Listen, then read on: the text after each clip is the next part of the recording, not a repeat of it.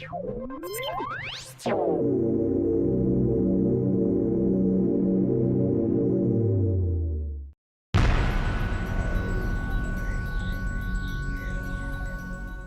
right, we're going to talk about sound. I know this was an anticipated video for most. Some people work on sound a little earlier than I do. This is just my workflow, and so this is when I get to it. You choose the order that you do your own workflow in, but for me, this is just the way it works. All right, so I'm going to keep it very basic. Sound is a huge area. It's a monster, honestly. Always the key to any great sound is to get good sound in camera or in recorder. It just depends. I'm going to keep this very, very simple, and we're going to work through this step by step here. All right, so a few things you need to know about sound. These videos have a waveform at the bottom. They all have sound. The first thing I guess we need to look at is increasing or decreasing the volume of that sound. There's several ways to do this. Just like I've shown you before, there's several ways to do lots of things. This is the way that I do it, okay? One of the ways that I will increase sound is simply by grabbing, clicking in this area, clicking on the video, clicking in an area down here, and then it gives me 0.0 decibels. I can click on that, I can drag that up, and it only goes up to 12. Drag it down, it goes down to negative infinity, okay? And so if I work my way through this, this is what it sounds like at 0 decibels.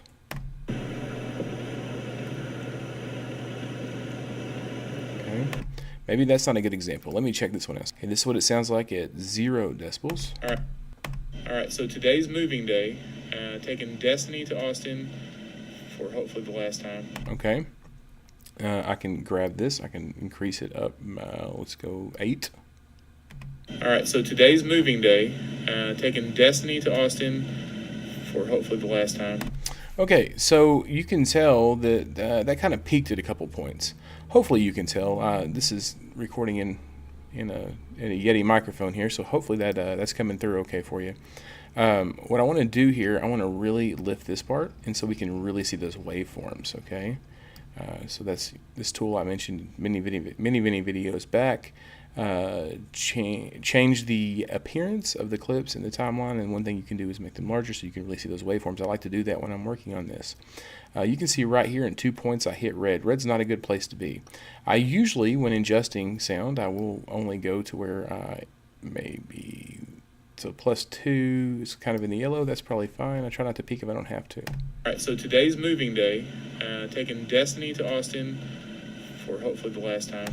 All right, so again, you can click, you can drag your volume up. Another way that you can really adjust that quickly is just to click on your clip, go up here into the inspector, click the little speaker button, and I can adjust here as well. And you can tell in the timeline that's moving it up and down. You could also go over here, and I could type in what I want. I wanted 5, and that's really going to peak and really too loud. And so very simple, that's how you adjust up and down. And a lot of people may just, say they wanted to get rid of the audio for this clip, because I'm going to put a song in there later. They would just click and drag it down. There are other ways to do that, and I will go over that in just a minute.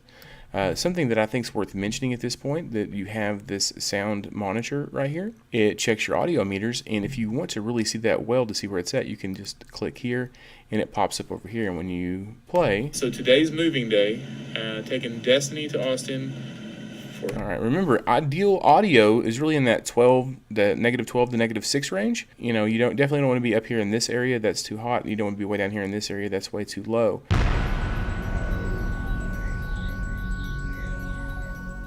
If you wanted to, like I mentioned before, get rid of this without just dropping the volume, you can right-click the video, or right-click the segment, and you can go up here and detach audio. And what you have now is you have the audio separate. I can click on it and just hit the delete button, and it's all gone.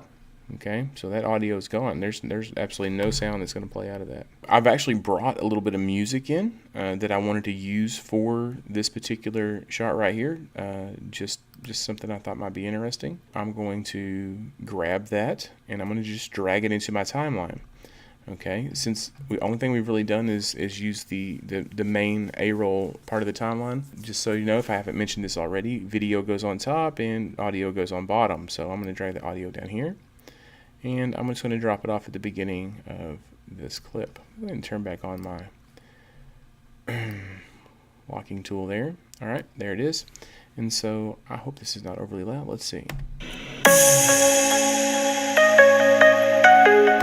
It's a little loud. It's a little loud. I'm going to bring that down just a touch. And so I'm going to grab that. I'm going to bring it down because I don't want that to just blow someone's ears out. Just go to -9, see how that sounds.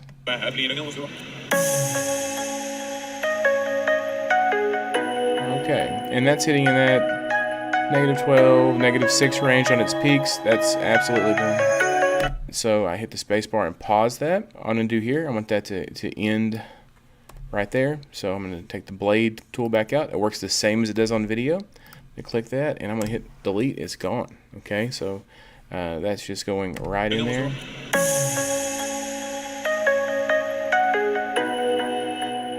You can also fade in and fade out and crossfade music in here. It's not a full-fledged GarageBand, but it does really, really well, and it's simple to use. You just kind of hover down, go over here. There's these little ball things here. Let me actually expand this just a little bit more.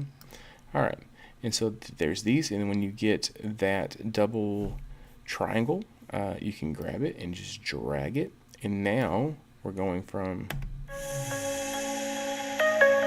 so it kind of fades in. Let me move this here, and we'll see how that sounds. I'm gonna go ahead and drag this and pull it over a little bit as I'm finishing up my last words, and have that start fading in. I'm gonna have that extend to the end of the clip. Let's see how that works.